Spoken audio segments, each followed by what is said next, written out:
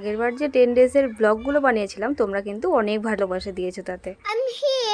তো আবার ভাবছি স্টার্ট করব, তো তোমরা কি বলো? আমি তো স্টার্ট করে দিয়েছি। স্টার্ট করব কি বলছি, স্টার্ট তো অলরেডি হয়ে গেছে, রানিং চলছে ব্লগ। গুড মর্নিং সবাইকে, welcome to my new blog. আর আমার লাইফের গুড নিউজ, আর চা ফোটানো হবে না এ তো হতেই পারে না। চা ফুটিয়ে সবাইকে খাইয়ে দিলাম, বললাম আজ থেকে আমি নতুন করে ব্লগ শুরু করব, আমায় আশীর্বাদ করুন।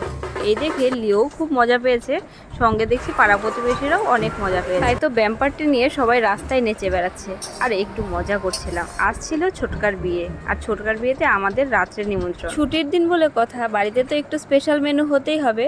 আজ কিন্তু মা কিছু রান্না করেনি, রান্না করেছিল দিদাই সবকিছু। আজকে ছুটির দিন বলে কথা, খাওয়া দাওয়া তো একটু স্পেশাল হতেই হবে। আর দিদু এসেছে, দিদুর হাতের রান্না খাবো না তা তো হতে পারে না।